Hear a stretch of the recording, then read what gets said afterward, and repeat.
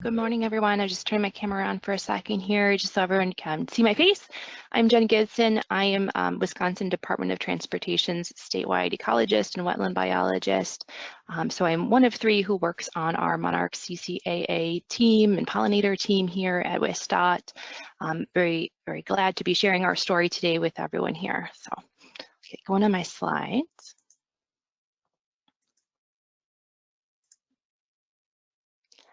So first, I just wanted to touch on why our agency decided to enroll in the Monarch Agreement.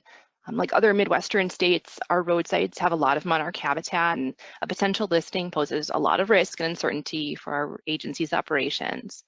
After the northern long-eared bat listing, our agency certainly became more aware of how complex and challenging a species with a large range and broad suitable habitat can be. Our management was certainly more inclined to support a streamlined and consistent approach to compliance. Our agency also participated on the Monarch CCAA industry advisory team. So I think that really helped to allow us to gain a good understanding of the agreement, how it functioned, and to make that solid case to management that it was going to be a good tool to help with that risk and uncertainty. And lastly, the culture of our agency certainly is supportive of innovation and partnerships. So this agreement aligned well with our vision and values. One of the first challenges we had, like most applicants, would be to determine our enrollment footprint. Our state is entirely within the range of the monarchs, so that part was pretty clear for us that we wanted to enroll our entire DOT state system, but trying to determine how much land area was difficult. We don't have right-of-way polygons. We only have highway centerline data. So I think I've heard other transportation agencies struggle with this as well. We did sampling and came up with an average right-of-way width by our facility type. So that's our state, US, and interstate highways within the system. We do have discrete locations that we added in to our enrolled acres. That would be all of our wetland mitigation banks. We have a pretty robust wetland banking program in our state. Our waysides and rest areas were also included. So some of those discrete locations were much easier to draw polygons and calculate the acreage, where we already had that shapefile available. So this is just some enrollment statistics for us. We have almost 180,000 acres enrolled into the Monarch Agreement. We don't have management control over local and county highways and roads, so those are not enrolled under the umbrella of our agreement at all. So I just want to explain a little bit about our adopted acres and how we figured those out. So this is just a generalized cross-section of a divided highway to visualize things a bit here. Obviously the travel lanes and then the center of vegetated median. So our adopted acres are focused on the outsides of the right-of-way in the vegetated area. The first 15 feet of the vegetated right-of-way is where we do our annual longline mowing. So even though it contains nectar plants during the growing season, it's generally lower quality habitat, receives more impacts from the traveled way and from management and mowing. So the next 15 feet outside of that is our rotational brush mowing location. So we consider it our second pass for mowing. We use that on a rotational basis. It's mowed out 1 in 3 years, which keeps it managed as open habitat. And it's also idle suitable habitat in those interim years. So that's how we establish our adopted acres. We have long strips on the outside of the highways, and we're not including any of our vegetated medians. So this map, the purple lines show our adopted acres for 2023. We have an 8% goal through the agreement. That's a bit over 14,000 acres.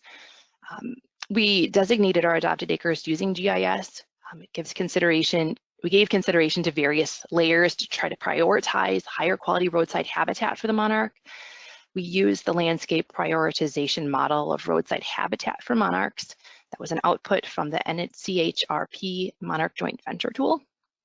We also leaned on the regional landscapes. We have the driftless area in southwest Wisconsin or western Wisconsin. We have the northern hardwood forests in the northern part of our state. There's a lot of urban areas in the eastern and southern part of the state. So we tried to make the best fit for these adopted acres, given what we know about the roadside habitat.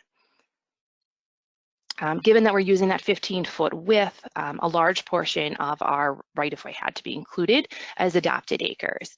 It was a pretty time-consuming effort to map this, but we wanted to be sure we were really doing the adopted acres justice. For this first couple of years, we did not include any of the larger parcel areas like our wetland banks or rest areas, but we may decide to do that in the future. So I want to talk a bit about the conservation measures that we're using. Our application focused heavily on adherence to our mowing policies. We made a few tweaks to those policies to ensure that they reflect the conservation measures. We have 72 county highway departments that work with our agency to conduct the mowing for us within their counties. So it's a lot to manage and a lot to communicate to those counties. And we've been working diligently with them to help them understand the mowing policy and make sure they're doing what they're supposed to be doing for us on our roadsides. Our biggest conservation measures are brush mowing and the suitable habitat idle lands. So that map on the left depicts where those locations are occurring.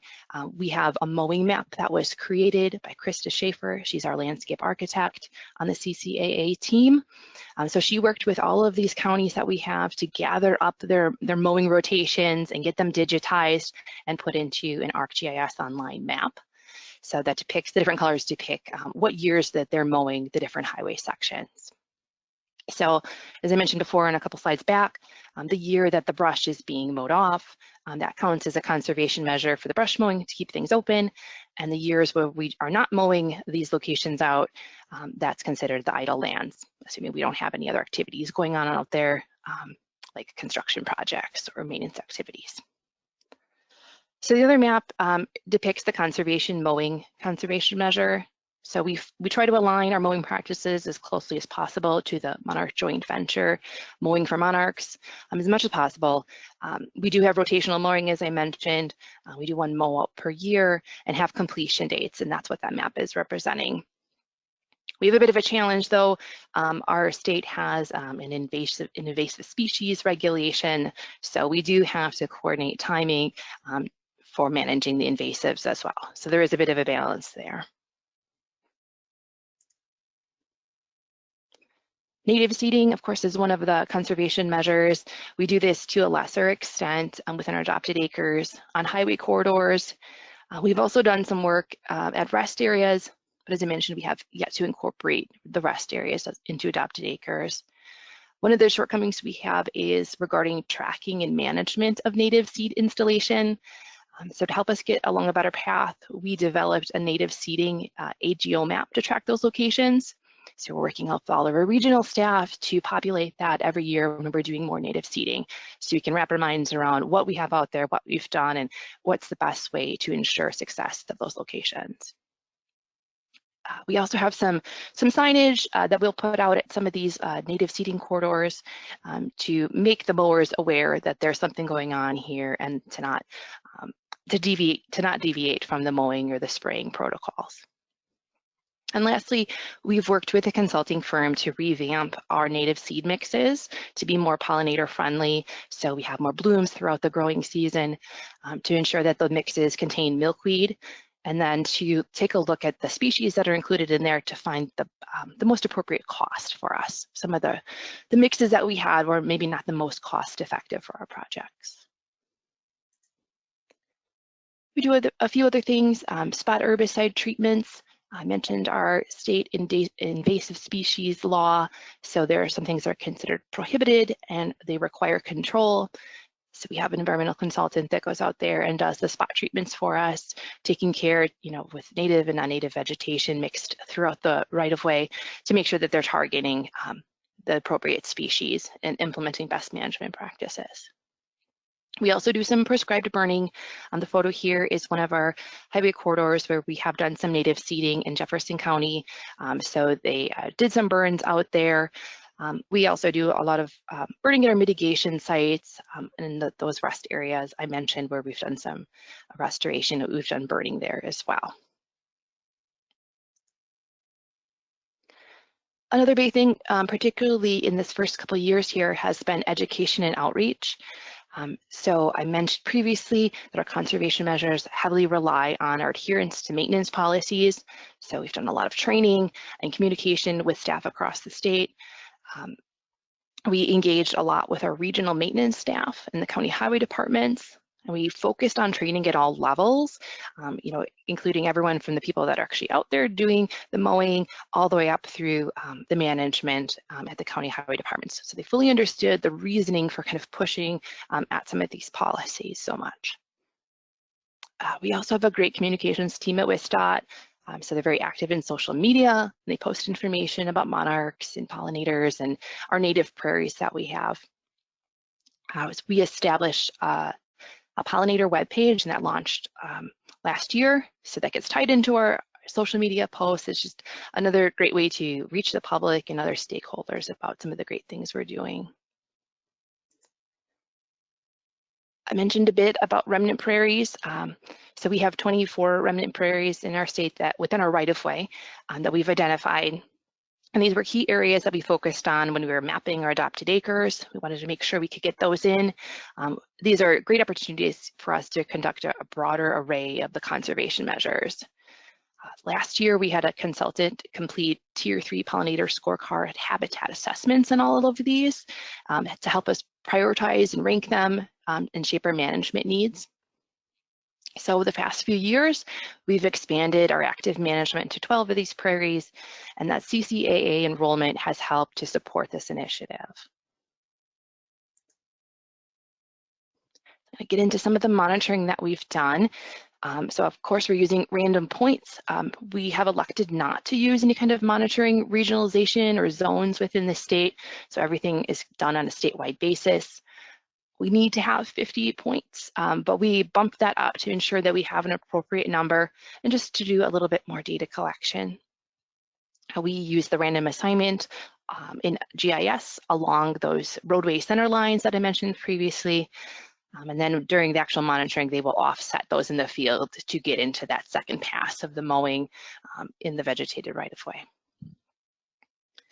So we are using, in 2023, we've used the Tier 3 scorecard. In 2022, we used the Tier 2 scorecard. So I just have results from last year and this year. These are our only 2 years under this agreement where we've been able to do the monitoring. So in 2022, we had 66 plots that were monitored, so still over our target. We met both criteria for the milkweed and the nectar resources. I'm not going to read all the numbers on the slides, but we were able to be successful in our first year of data collection. And then we have the results for this year. So we were able to get 75 plots monitored, and that was our upper end of what we were hoping to monitor. So we didn't have to pull anything out this year. Again, we met our milkweed and our nectar plant goals. We saw some increases this year compared to the previous year. We are seeing a lot of variability in the density of milkweeds in our plots. Some won't have any, some will have enough to meet the criteria, and then others will just see a ton of milkweed. So it's kind of all over the place as you go across our state. So for 2024, just kind of thinking ahead, it's likely that we'll stick with the Tier 3 pollinator scorecard to collect some more information. So I wanted to include some photos from some of the monitoring. So it kind of shows the suite of things that we see, and obviously in the upper left, a lot of milkweed in this photo, kind of example where we're seeing an abundance.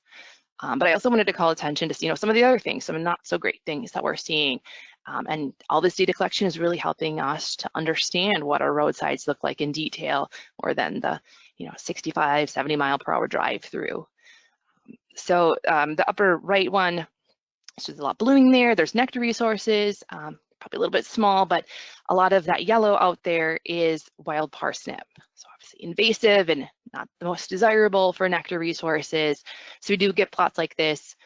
We have areas where invasives are a problem for us. So trying to understand, what to do with a scenario like this, it's meeting the nectar criteria, but it's really not ideal for us. The lower left one is an example. You can see further left in the photo where that long line mowing occurred. And the area that we're kind of viewing in the majority of the photo is somewhere where that second pass would occur for brush mowing.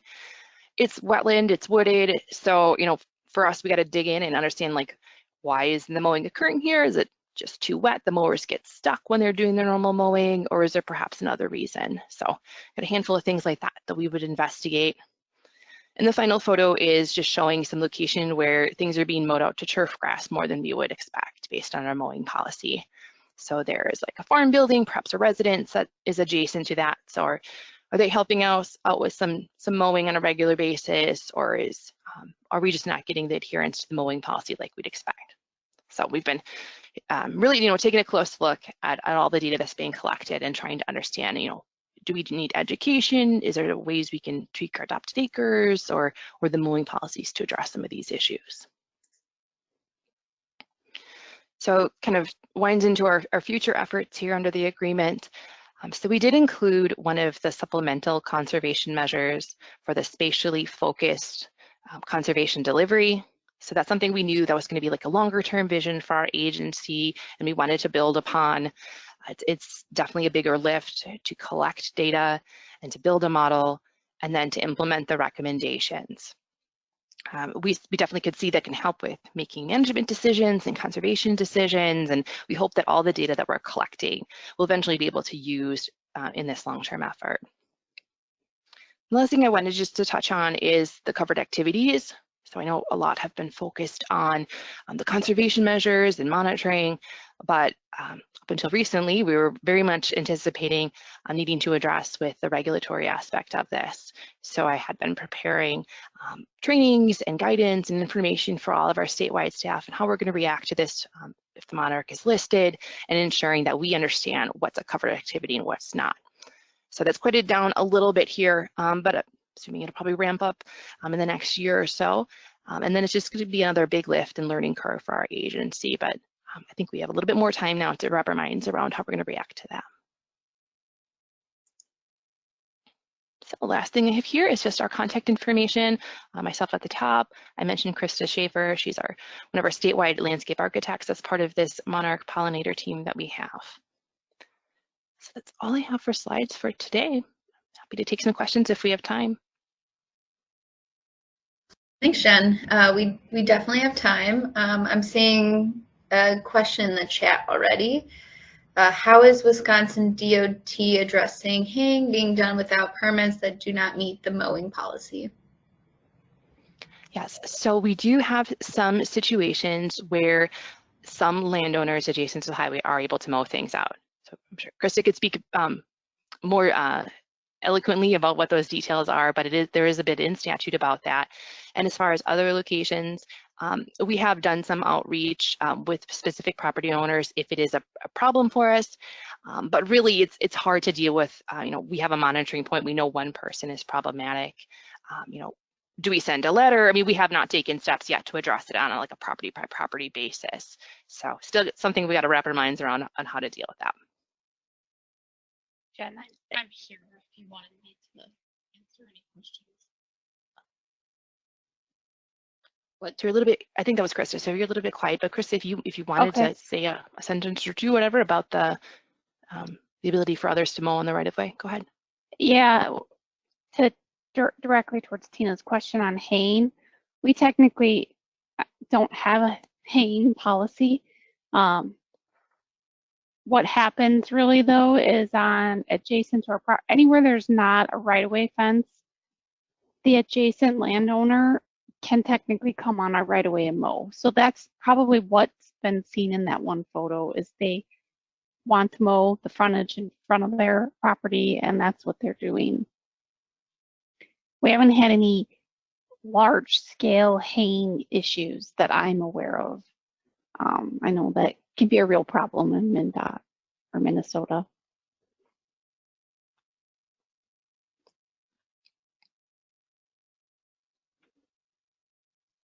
We have another question.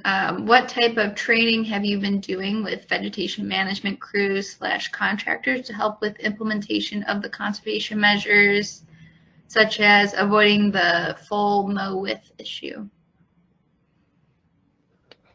Yeah, that's a good question. So we had been doing outreach. They have spring and, or should I say summer and winter road schools where a lot of the on-the-ground staff participate, and it's an in-person event. So Kristen and I have been able to go to those, and we essentially give a presentation and answer questions and just try to hit home, you know, it's something to their level about what is important and why it's important. And they ask a lot of great questions, you know, and tell us about the struggles, because I think every county has kind of unique struggles. So we hear more about that and give them tips and ways for them to handle it. And then we've done bigger picture trainings where we have the highway department supervisors attend. So, you know, they're the ones who obviously are overseeing some of the staff at the county level. So it helps, you know, when you have awareness and understanding at all of those levels within another agency that we're working with. I don't know, Chris, if you have anything else that you wanted to touch on with that. Was this Chris's question or was this a different? This is from Ira. Just the training and outreach element of it. Yeah, I think you covered that one pretty well.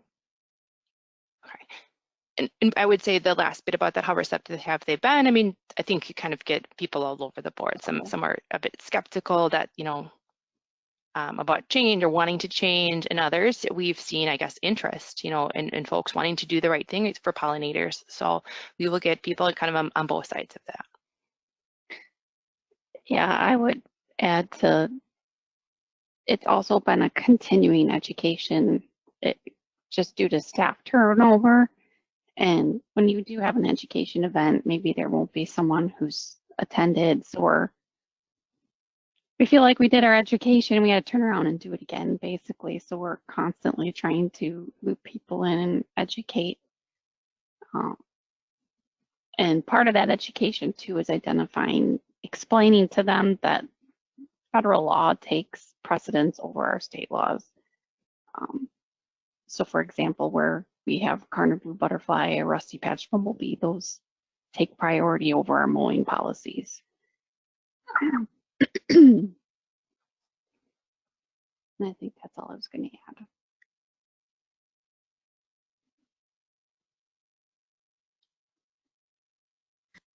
add. A question from Chris Smith.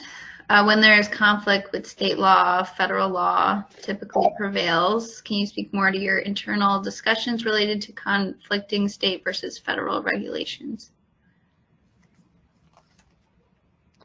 Yeah, so I think Chris had tried touching on that a little bit for some of the instances where that has come up.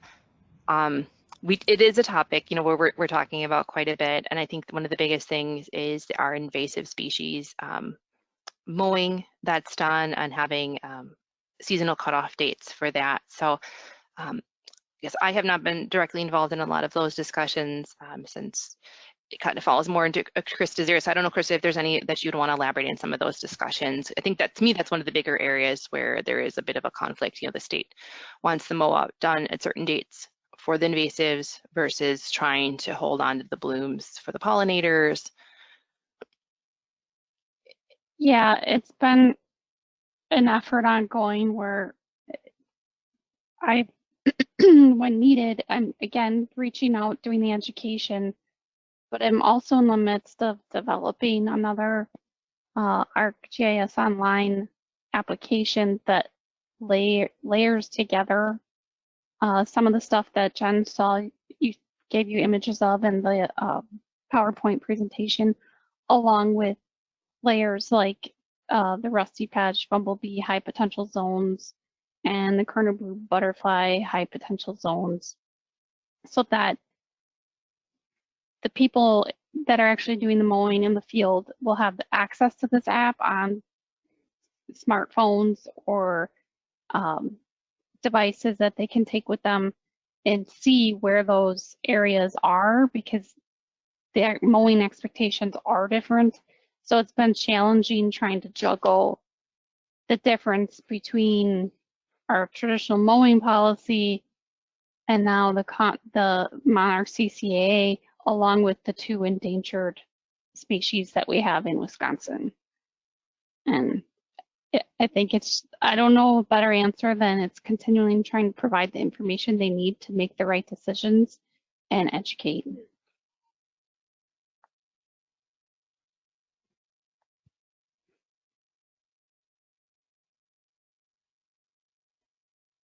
I think that's all the questions in the chat. I was also curious. I know you had said last year you had used the Tier 2 pollinator scorecard, and then this year you had switched to the Tier 3 pollinator scorecard. So just kind of curious, why did your organization decide to upgrade the amount of data they were collecting? Yeah, I think one of the reasons was just trying to understand better, if there's nectar resources, what is the balance between native and non-native? I think we have guesses about some of that stuff, but to actually truth it out with data, I think that was helpful. This is something that, like I mentioned before, our agency has been quite supportive of. So for us to collect a little bit more data, it wasn't a huge lift in cost. So it's not something that anyone had issues with. But I think it's helpful. Like, we're seeing a lot more information. It's going to take some time to kind of digest everything that's being collected, even just for 75 points. But I think it's really telling an interesting story, and we're getting a lot of good information out of it.